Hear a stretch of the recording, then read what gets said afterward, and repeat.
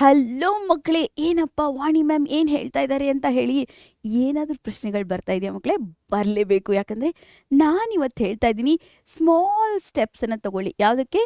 Come back ಆಗೋದಕ್ಕೆ. S ಅಲ್ಲ ಇದು, ಕಮ್ ಬ್ಯಾಕ್ ಅಷ್ಟೇ, ಕಮ್ ಬ್ಯಾಕ್ಸ್ ಅಲ್ಲ. ಕಮ್ ಬ್ಯಾಕ್ ಆಗೋದಕ್ಕೆ ನೀವು ಸ್ಮಾಲ್ ಸ್ಟೆಪ್ಪನ್ನು ತಗೊಳ್ಳಿ. ಎಲ್ಲಿಂದ ಕಮ್ ಬ್ಯಾಕ್ ಆಗಬೇಕು ಮ್ಯಾಮ್, ಇನ್ನು ಇವಾಗ ಶುರುವಾಗಿದೆ ಅಂತೀರಾ? ಇಲ್ಲ ಮಕ್ಕಳೇ, ಈಗ ಆಗಲೇ 6 ದಿನ ವೇಸ್ಟ್ ಮಾಡಿಬಿಟ್ಟಿದ್ದೀರಾ. 6-7 ದಿನ ನಿಮ್ಮ ಜೂನಲ್ಲಿ ವೇಸ್ಟ್ ಆಗಿ ಹೋಗ್ಬಿಟ್ಟಿದೆ. ಆ ವೇಸ್ಟ್ ಆಗಿರೋ ಅಂದರೆ ವೇಸ್ಟ್ ಅನ್ನೋಕ್ಕಿಂತ ಕಳೆದು ಹೋಗ್ಬಿಟ್ಟಿದೆ ಅಂತ ಅನ್ಕೊಳ್ಳಿ. ವೇಸ್ಟ್ ಅನ್ನೋ ಪದ ಬಳಸೋದು ಬೇಡ, ಕಳೆದು ಹೋಗಿದೆ. ಆ 7 ದಿನಗಳು ಕಳೆದು ಹೋಯಿತು. ಆ 7 ದಿನ ಕಡಿಮೆ ಆಯಿತು ನಮ್ಮ SSLC ಜರ್ನಿಯಲ್ಲಿ. ಅದನ್ನು ಕಮ್ ಬ್ಯಾಕ್ ಮಾಡೋದು ಹೇಗೆ ಅಂತ ಹೇಳಿ ನಾನು ನಿಮ್ಮ ಕನ್ನಡ ಶಿಕ್ಷಕಿ ವಾಣಿ ಕುಲಕರ್ಣಿ ಹೇಳ್ತಾ ಇದ್ದೀನಿ. ಈ ವಿಡಿಯೋ ಲೈಕ್ ಆದರೆ ಈ ವಿಡಿಯೋ ಲೈಕ್ ಮಾಡಿ ಮಕ್ಕಳೇ, ಲೈಕ್ ಮಾಡಿ. ಹಾಗೆಯೇ ಇದೇ ಥರ ವಿಡಿಯೋಸ್ಗಳು ಬೇಕು ಅಂತ ಹೇಳಿದರೆ ನಿಮ್ಗೆ ಯಾವ ಒಂದು ಸಬ್ಜೆಕ್ಟ್ ಮೇಲೆ ವಿಡಿಯೋಸ್ ಬೇಕು, ಯಾವ ಟಾಪಿಕ್ಸ್ ಮೇಲೆ ವಿಡಿಯೋಸ್ ಬೇಕು ಅಂತ ಹೇಳಿ ನನಗೆ ಕಮೆಂಟಲ್ಲಿ ಕಮೆಂಟ್ ಹಾಕಿ ಮಕ್ಕಳೇ. ಓಕೆ, ಏನಪ್ಪ ಹೇಳ್ತಾ ಇದ್ದೀನಿ ಅಂದರೆ, ಫಸ್ಟ್ ಸ್ಮಾಲ್ ಸ್ಟೆಪ್ಸನ್ನು ಹೇಗೆ ತಗೋಬೇಕು ಅಂತ first start with small steps. ಚಿಕ್ಕ ಚಿಕ್ಕ ಒಂದು ಗುರಿಗಳನ್ನು ಇಟ್ಕೊಳ್ಳಿ, ಗೋಲ್ಸನ್ನು ಇಟ್ಕೊಳ್ಳಿ. ಚಿಕ್ಕ ಚಿಕ್ಕ ಗೋಲ್ಸನ್ನು ಇಟ್ಕೊಳ್ಳಿ, ಡೈಲಿ ಗೋಲ್ಸನ್ನು ಇಟ್ಕೊಳ್ಳಿ, ಚಿಕ್ಕ ಗೋಲ್ಸನ್ನು ಇಟ್ಕೊಳ್ಳಿ. ಆಮೇಲೆ don't start with the tough chapter. ತುಂಬ ಟಫೆಸ್ಟ್, ಏನು ಅರ್ಥನೇ ಆಗಲ್ಲ ಅಂಥ ಚಾಪ್ಟರಿಂದ ಶುರು ಮಾಡಿಬಿಡಿ. ಏನು ಮಾಡಿ ಗೊತ್ತಾ, ಸ್ವಲ್ಪ ಈಸಿಯಾಗಿರೋ ಚಾಪ್ಟರಿಂದ ಶುರು ಮಾಡಿ. ಹಂಗಂತಿಕೊಂಡು ಅದನ್ನು ಫುಲ್ ಲಾಸ್ಟಲ್ಲಿ ಇಟ್ಕೋಬೇಡಿ.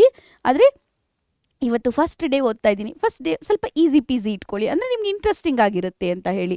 ಫಸ್ಟು ಡೈಲಿ ಸ್ಮಾಲ್ ಗೋಲ್ಸನ್ನು ಮಾಡ್ಕೊಳ್ಳಿ. ಹೇಗಪ್ಪ ಅಂದರೆ, ಇವತ್ತು ನೈಟು ನೀವು ಮಲ್ಗೋಕ್ಕಿಂತ ಮುಂಚೆ ಒಂದು ಗೋಲ್ ಸೆಟ್ ಬರ್ಕೊಳ್ಳಿ. ನಾಳೆ ಈ 3 ಸಬ್ಜೆಕ್ಟ್ಸನ್ನು ನಾನು ಮಾಡ್ತೀನಿ.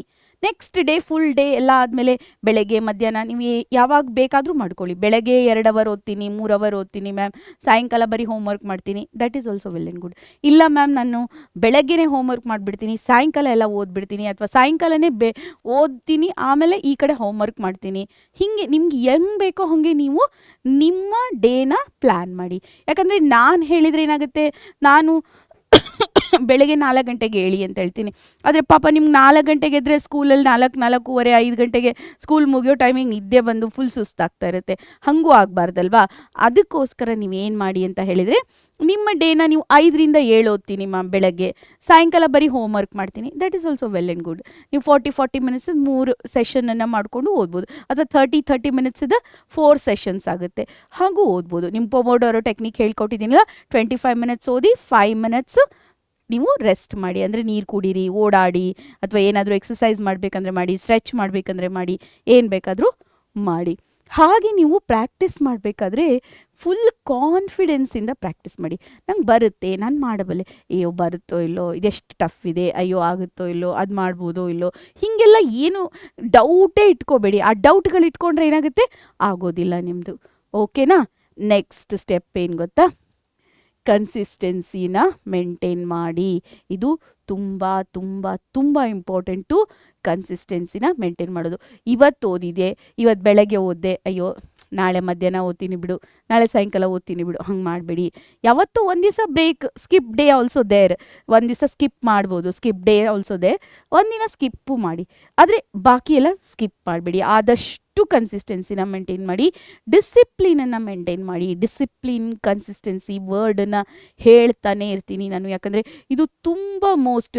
ಎಂಥ ವ್ಯಕ್ತಿನೂ, ಎಂಥ ಸ್ಮಾರ್ಟ್, ತುಂಬ ತುಂಬ ತುಂಬ ಸ್ಮಾರ್ಟೆಸ್ಟ್ ಅಂತ ವ್ಯಕ್ತಿಗೂ ಕೂಡ ನೀವು ಮಾಡುವಂಥ ಹಾರ್ಡ್ ವರ್ಕ್, ಕನ್ಸಿಸ್ಟೆನ್ಸಿ, ಡಿಸಿಪ್ಲಿನಿಂದ ನೀವು ಹೋದರೆ ಅವನನ್ನು ಬೀಟ್ ಮಾಡ್ಬೋದು. ಆ ಒಂದು ಲೈನನ್ನು ನೀವು ಟಚ್ ಮಾಡ್ಬೋದು, ಅದನ್ನು ದಾಟಿ ಹೋಗ್ಬೋದು. ಅದಕ್ಕೋಸ್ಕರ ಏನು ಮಾಡಿ, ಕನ್ಸಿಸ್ಟೆನ್ಸಿನ ಕನ್ಸಿಸ್ಟೆನ್ಸಿನ ಮೇಂಟೈನ್ ಮಾಡೋದಕ್ಕೆ ಏನಾಗುತ್ತೆ ಅಂದರೆ, ಫಿಕ್ಸ್ಡ್ ಡೈಲಿ ಸ್ಟಡಿ ಪ್ಲ್ಯಾನನ್ನು ಮಾಡ್ಕೊಳ್ಳಿ. ಫಿಕ್ಸ್ ಆಗಿರಬೇಕು ಅದು.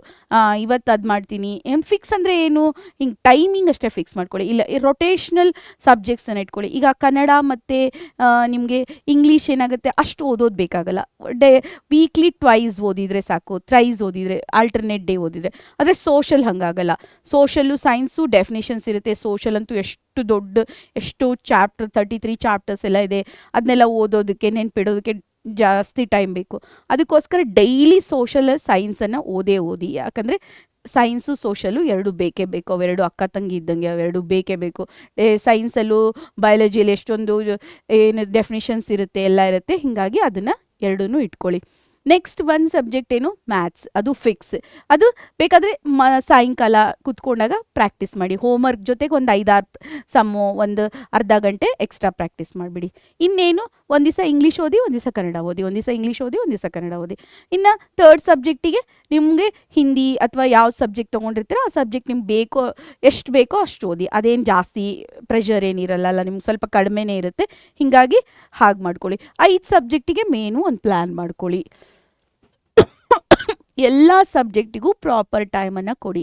ಅಂದರೆ ಈಗ ನನಗೆ ಕನ್ನಡ ತುಂಬ ಕಷ್ಟ, ನನಗೆ ಇಂಗ್ಲೀಷ್ ತುಂಬ ಕಷ್ಟ ಮ್ಯಾಮ್, ನನಗೆ ಬರೆಯೋದಕ್ಕೆಲ್ಲ ತುಂಬ ಕಷ್ಟ, ಇಂಗ್ಲೀಷಿಗೆ ಜಾಸ್ತಿ ಟೈಮ್ ಕೊಡಿ. ಇಲ್ಲ ಮ್ಯಾಮ್ ನನಗೆ ಸೈನ್ಸ್ ತುಂಬ ಕಷ್ಟ, ಸೈನ್ಸಿಗೆ ಜಾಸ್ತಿ ಟೈಮ್ ಕೊಡಿ. ಈ ಥರ ನಿಮ್ಮ ಟೈಮನ್ನು ನಿಮ್ಮ ಅಕಾರ್ಡಿಂಗ್ ಟು ನಿಮ್ಮ ಸಬ್ಜೆಕ್ಟ್ ವೈಸು ಅಲೋಕೇಟ್ ಮಾಡಿ. ಮತ್ತು ರಿವೈಸ್ ಮಾಡಿ. ರಿವೈಸ್ ಮಾಡೋದಂತೂ ಇಂಪಾರ್ಟೆಂಟ್. ಇಲ್ಲಿ ಓಲ್ಡ್ ಕ್ವಶನ್ ಪೇಪರ್ ಅಂದರೆ PYQs ಮಕ್ಕಳೇ. ಓಕೆ, ಓಲ್ಡ್ ಕ್ವಶನ್ ಪೇಪರ್ ಅಂದರೆ ಸಾರಿ, ಇಲ್ಲಿ ಓಲ್ಡ್ ಕ್ವಶನ್ ಪೇಪರ್ ಅಂತ ಹೇಳಿ ಮೀನ್ಸ್ ಇದ್ದರೆ PYQನ ಮರೀದೆ ಪ್ರಾಕ್ಟೀಸ್ ಮಾಡಿ. ಸರಿನಾ? ಓಕೆ, ನೆಕ್ಸ್ಟ್ ನೀವು ನಿಮ್ಮನ್ನು ನೀವು ಟೆಸ್ಟ್ ಮಾಡ್ಕೊಳ್ಳಿ. ಏನು ಟೆಸ್ಟ್ ಮಾಡ್ಕೋಬೇಕು ಮ್ಯಾಮ್ ಅಂತ ಹೇಳಿ ಕ್ವಶನ್ ಬರುತ್ತೆ ನಿಮಗೆ. ನಿಮ್ಮನ್ನು ನೀವು ಟೆಸ್ಟ್ ಮಾಡ್ಕೊಳ್ಳೋದು ಅಂತ ಹೇಳಿದರೆ, ನೀವೇನಾದರೂ ಒಂದು ಟಾಪಿಕನ್ನು ಓದಿದ ತಕ್ಷಣ ಅದರಲ್ಲಿ 1-2 ಕ್ವಶನ್ ಹಾಕ್ಕೊಂಡು ನಿಮ್ಮನ್ನು ನೀವು ಕ್ವಶನಿಗೆ ಆನ್ಸರ್ ಬರೀರಿ. ಇಲ್ಲಾಂದರೆ ನನಗೆ ಕನ್ನಡದಲ್ಲಿ ಹೇಳ್ಕೊಡ್ತೀನಿ ಅಥವಾ ಸೋಷಲಲ್ಲಿ ನೋಡಿ ಒಂದು ಟಾಪಿಕನ್ನು ಓದಿ ಅದಕ್ಕೆ ಕ್ವಶನ್ಸನ್ನು ಹಾಕ್ಕೊಂಡು ಬರೀರಿ. ಇಲ್ಲ ಕನ್ನಡದಲ್ಲಿ ಒಂದು ಫುಲ್ ಪ್ಯಾರಾಗ್ರಾಫು ಅಥವಾ ಒಂದು ಪೇಜ್ ಕಂಪ್ಲೀಟ್ ಓದಿ ಅದರಲ್ಲಿ ಯಾವ್ಯಾವ ಕ್ವಶನ್ ಬರ್ಬೋದು ಅಂತ ಹಿಂದ್ಗಡೆ ತಿರುಗಿಸಿ ನೋಡಿದರೆ ಅಥವಾ LBAದಲ್ಲಿ ನೋಡಿದರೆ ಕ್ವಶನ್ಸ್ ಬರುತ್ತೆ, ಅದಕ್ಕೆ ಆನ್ಸರ್ ಬರೆಯೋದಕ್ಕೆ ಟ್ರೈ ಮಾಡಿ. ಅಥವಾ ಸೈನ್ಸಲ್ಲಿ ಯಾವ್ದಾರು ಡೆಫಿನಿಷನ್ಸನ್ನು ಬರೀರಿ. ಈ ಥರ ಮಾಡೋದ್ರಿಂದ ನಿಮಗೆ ಈಸಿಯಾಗಿ ನೀವೇನು ಮಾಡ್ಬೋದು, 1 ಸೆಕೆಂಡ್ ಮಕ್ಕಳೇ, ಸೆಲ್ಫ್ ಅಸೆಸ್ ಮಾಡ್ಕೋಬೋದು. ನಿಮ್ಮನ್ನು ನೀವು ಸೆಲ್ಫ್ ಅಸೆಸ್ಸನ್ನು ಮಾಡ್ಕೊಳ್ಬಹುದು.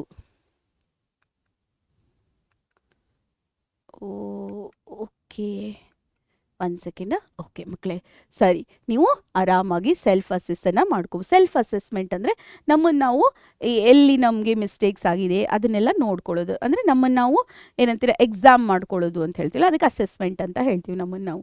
ಓಕೆ, ಐಡೆಂಟಿಫೈ ದ ಮಿಸ್ಟೇಕ್ಸ್ ಅಂತ ಹೇಳ್ತಾರೆ. ನೀವು ಎಲ್ಲರೂ ಮಿಸ್ಟೇಕ್ಸ್ ಮಾಡಿದರೆ ಅದನ್ನು ಐಡೆಂಟಿಫೈ ಮಾಡಿ. ನೆಕ್ಸ್ಟ್ ಟೈಮ್ ಮತ್ತೆ ಆ ಮಿಸ್ಟೇಕ್ ಆಗದೆ ಇರೋ ಥರ ನೋಡ್ಕೊಳ್ಳಿ. ಆಮೇಲೆ ಕ್ವಿಕ್ ರಿವಿಷನನ್ನು ಮಾಡಿ. ಯಾವಾಗ? Before the exam. Quick revision is most important ಮಕ್ಕಳೇ. ಅದಕ್ಕೋಸ್ಕರನೇ ಏನು ಗೊತ್ತಾ, ನೀವೇನು ಮಾಡಿ ಗೊತ್ತಾ, 1-4-7 ರೂಲ್. 1-4-7 ರೂಲ್. ಫಸ್ಟ್ ಡೇ ಡೀಪಾಗಿ ಓದಿ, ಫುಲ್ ಥರೋ ಆಗಿ ಓದಿ. 4th ಡೇ ಏನು ಮಾಡಿ, ಅದನ್ನು ಸ್ವಲ್ಪ ರಿವೈಸ್ ಮಾಡಿ. ಅಂದರೆ ಸುಮ್ಮನೆ ನೋಡ್ಕೊಳ್ಳಿ, ಹಿಂಗೆ ನೋಡ್ಕೊಂಡ ತಕ್ಷಣ ಅದು ಬರಬೇಕು ನಿಮಗೆ. 7th ಡೇ ಓವರ್ ವ್ಯೂ ಅಂತ ಹೇಳ್ತೀವಿ. ಬರ್ಡ್ ವ್ಯೂ ಅಂತ ಹೇಳ್ತೀವಲ್ಲ, ಅಂದರೆ ಪಕ್ಷಿ ನೋಟ. ಹಿಂಗೆ ನೋಡಿದ ತಕ್ಷಣ ಬರಬೇಕು, ಆ ಅಕ್ಷರ ನೋಡಿದ ತಕ್ಷಣ ಪೂರ್ತಿ ಆನ್ಸರ್ ನೆನಪಾಗಬೇಕು ನಿಮಗೆ. ಆ ಥರ ಮಾಡಿ. ಫಸ್ಟ್ ಡೇ ಮಾತ್ರ ಡೀಪಾಗಿ ಓದಿ, ಅದು ಅಂಡರ್ಸ್ಟ್ಯಾಂಡ್ ಆಗಿ ನಿಮ್ಮ ಮನಸ್ಸಲ್ಲಿ ಹೋಗೋವರೆಗೂ ಓದಿ. ಸರಿನಾ ಮಕ್ಕಳೇ? Next, confidence and motivation. ತುಂಬ ಕಾನ್ಫಿಡೆಂಟ್ ಆಗಿರಿ. ಯಾಕಂದರೆ ಕಾನ್ಫಿಡೆನ್ಸೇ ಮೇನ್ ಆಗಿರೋದು. ನೀವು ಎಷ್ಟು ಮಾಡಬಲ್ಲೆ ಅನ್ನೋದು, ನಾನು ಮಾಡಬಲ್ಲೆ, ಐ ಕ್ಯಾನ್ ಡೂ ಇಟ್ ಅಂತ ನಿಮ್ಮನ್ನು ನೀವೇ ಹೇಳ್ಕೊಳ್ಳಿ, ಮೋಟಿವೇಟ್ ಮಾಡ್ಕೊಳ್ಳಿ. ನಿಮ್ಗೆ ಏನಾದ್ರು ಇವತ್ತು ಬೇಜಾರಾಗಿದ್ದರೆ, ಇಲ್ಲ ನನ್ನ ಭವಿಷ್ಯ ಚೆನ್ನಾಗಾಗುತ್ತೆ, ನಾನು ಓದಬೇಕು ಅಂತ ಹೇಳಿ ನಿಮ್ಮನ್ನು ನೀವೇ ಮೋಟಿವೇಟ್ ಮಾಡ್ಕೊಳ್ಳಿ. ಹಾಗೆ ಏನು ಗೊತ್ತಾ, ನಿಮ್ಮ ಚಾಲೆಂಜ್ ಬಂದರೆ, ಏನಾದ್ರು ಚಾಲೆಂಜ್ ಬಂದೇ ಬರುತ್ತೆ. ಲೈಫ್ ಅಂದರೆ ಚಾಲೆಂಜ್ ಇದ್ದೇ ಇರುತ್ತೆ. ಯಾವಾಗಲೂ ನೇರವಾಗಿ ಹೋಗೋಕ್ಕಾಗೋದೇ ಇಲ್ಲ. ಹರ್ಡಲ್ಸ್ ಅಂತ ಹೇಳ್ತೀವಿ ನಾವು, ಇದ್ದೇ ಇರುತ್ತೆ. ಆ ಚಾಲೆಂಜನ್ನು ಫೇಸ್ ಮಾಡಿ. ಅದನ್ನು ಫೇಸ್ ಮಾಡ್ಬೇಕಾದ್ರೆ ಬೇಜಾರು ಮಾಡ್ಕೋಬೇಡಿ. ಏನೋ ಆಗುತ್ತೆ, ಇವತ್ತು ಹುಷಾರಿಲ್ಲ ಆದರೂ ಓದಬೇಕಾಯ್ತು, ಏನೇನೋ ಬರುತ್ತೆ. ಒಂದು ಅಂತ ಹೇಳೋಕ್ಕಾಗಲ್ಲ, ಎಷ್ಟೊಂದು ಚಾಲೆಂಜ್ ಬರುತ್ತೆ. ಆ ಚಾಲೆಂಜ್ಗಳನ್ನು ನೀಟಾಗಿ ಫೇಸ್ ಮಾಡಿ. ಮತ್ತು ಕಾನ್ಫಿಡೆನ್ಸ್ ಇಟ್ಕೊಳ್ಳಿ, ಮತ್ತು ಕಂಟಿನ್ಯೂಟಿ ಇಟ್ಕೊಳ್ಳಿ. ಫಸ್ಟು ಕಾನ್ಫಿಡೆನ್ಸ್ ಜೊತೆಗೆ ಕಂಟಿನ್ಯೂಟಿ. ಇವತ್ತು ಮಾಡಿದೆ, ನಾಳೆ ಮಾಡಲ್ಲ, ಮತ್ತೆಂದೋ ಒಂದು ದಿವಸ ಮಾಡಿದೆ, ಮತ್ತು ನಾಡಿದ್ದು ಮಾಡಿದೆ, ಮತ್ತು FA1 ಬಂದಾಗ ಮಾಡಿದೆ, ಮತ್ತು SA1ಗೆ 2 ದಿನ ಇದ್ದಾಗ ಮಾಡಿದೆ. ಈ ಥರ ಮಾಡಬೇಡಿ. ಕಂಟಿನ್ಯೂಟಿ ಇಟ್ಕೊಳ್ಳಿ. ಆಮೇಲೆ ಕಾನ್ಫಿಡೆನ್ಸ್ ಇಟ್ಕೊಳ್ಳಿ. ನಿಮ್ಮನ್ನು, ನಿಮ್ಮ ಸ್ಟ್ರೆಂತನ್ನು ಅನಲೈಸ್ ಮಾಡಿ. ನಿಮ್ಗೆ ಯಾವುದರಲ್ಲಿ, ನಿಮ್ಗೆ ಲ್ಯಾಂಗ್ವೇಜಲ್ಲಿ ಸ್ಟ್ರೆಂತ್ ಇದೆಯಾ, ನಿಮ್ಗೆ ಮ್ಯಾಥ್ಸಲ್ಲಿ ಸ್ಟ್ರೆಂತ್ ಇದೆಯಾ, ಸೈನ್ಸಲ್ಲಿ ಸ್ಟ್ರೆಂತ್ ಇದೆಯಾ, ಅಥವಾ ನಿಮಗೆ ಲಾಂಗ್ ಅವರ್ಸ್ ಕೂತ್ಕೊಳ್ಳೋಕ್ಕಾಗುತ್ತಾ. ನಿಮ್ಮ ಸ್ಟ್ರೆಂತನ್ನು ನೀವೇ ಐಡೆಂಟಿಫೈ ಮಾಡಿ. ಯಾಕಂದರೆ ನಿಮ್ಮ ಸ್ಟ್ರೆಂತನ್ನು ಐಡೆಂಟಿಫೈ ಮಾಡಿಕೊಂಡೆ ಆ ಸ್ಟ್ರೆಂತ್ ಮೇಲೆ ಜಾಸ್ತಿ ವರ್ಕ್ ಮಾಡಿ. ಅಂದರೆ ಅದು ತುಂಬ ಡಬಲ್ ತ್ರಿಬಲ್ ಆಗಿಬಿಡುತ್ತೆ, 3x 4x ಆಗಿಬಿಡುತ್ತೆ. ಅದಕ್ಕೆ ನಿಮ್ಮ ಸ್ಟ್ರೆಂತ್ ಮೇಲೆ ನೀವು ವರ್ಕ್ ಮಾಡಿ. ಮತ್ತು ಗುಡ್ ಸ್ಟಡಿ ಹ್ಯಾಬಿಟ್ಸನ್ನು ಇಟ್ಕೊಳ್ಳಿ. ಅಂದರೆ ಸ್ಟಡಿ ಹ್ಯಾಬಿಟ್ಸ್ ಅಂತ ಹೇಳಿದರೆ ಒಂದು ಒಳ್ಳೆ ಜಾಗದಲ್ಲಿ ಕೂತ್ಕೊಳ್ಳಿ, ಬೆಳಕಿರೋ ಜಾಗದಲ್ಲಿ ಕೂತ್ಕೊಳ್ಳಿ, ಅಲ್ಲೇ ಆರಾಮಾಗಿ ಮೊಬೈಲು ಟಿ ವಿ ಯಾರು ಬಂದು ಮಾತಾಡಿರಬಾರ್ದು, ಆ ಥರ ಒಳ್ಳೆ ಜಾಗದಲ್ಲಿ ಕೂತ್ಕೊಂಡು ಒಳ್ಳೆ ರೀತಿ ಅಂತ ಹೇಳಿದರೆ ಏನು ಅಂತ ಹೇಳಿದ್ರೆ ಮಕ್ಕಳೇ, ಡಿಸ್ಟ್ರ್ಯಾಕ್ಟ್ ಆಗದೆ ಫೋಕಸ್ ಆಗಿ ಓದಿ ಅಂತ ಹೇಳೋದು. ಓಕೆನಾ? ಓಕೆ, ಈ ಮಾಹಿತಿ ನಿಮ್ಗೆ ಇಷ್ಟ ಆಯಿತು ಅಂತ ಹೇಳಿ ಅಂದ್ಕೊಳ್ತೀನಿ. ನೀವು ಇನ್ನೂ ನಮ್ಮ ಪರೀಕ್ಷೆ ಚಾನಲನ್ನು ಸಬ್ಸ್ಕ್ರೈಬ್ ಮಾಡಿಲ್ವಾ ಮಕ್ಕಳೇ? ಹೋಗಿ ಹಾಗಿದ್ರೆ ಮರೀದೆ ನಮ್ಮ ಪರೀಕ್ಷೆ ಚಾನಲನ್ನು ಸಬ್ಸ್ಕ್ರೈಬ್ ಮಾಡಿ. ಅದೇ ರೀತಿ ನಾನು ಅನೇಕ ವಿಡಿಯೋಗಳನ್ನು ತೊಗೊಂಡು ಬರ್ತಾನೇ ಇದ್ದೀನಿ, ಒಳ್ಳೆ ವಿಡಿಯೋಗಳನ್ನು ತೊಗೊಂಡು ಬರ್ತಾ ಇದ್ದೀನಿ. ಎಲ್ಲ ವಿಡಿಯೋಗಳನ್ನು ಹೋಗಿ ನೋಡಿ.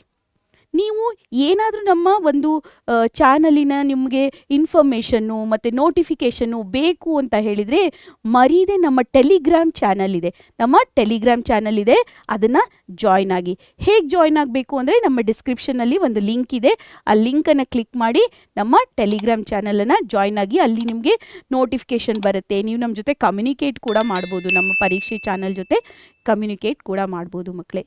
ಹಾಗಿದ್ರೆ ಈ ಮಾಹಿತಿ ಇಷ್ಟ ಆಯಿತು ಅಂತ ಹೇಳ್ಕೊಂಡು ನಾನು ನಿಮ್ಮ ಕನ್ನಡ ಶಿಕ್ಷಕಿ ವಾಣಿ ಕುಲಕರ್ಣಿ ಈ ವಿಡಿಯೋನ, ಈ ತರಗತಿನ ಇಲ್ಲೇ ಮುಗಿಸ್ತಾ ಇದ್ದೀನಿ. ಹಾಗೆ ನನ್ನ ಜೊತೆ ಸ್ಟೇ ಟ್ಯೂನ್ ಆಗಿರಿ ಮಕ್ಕಳೇ.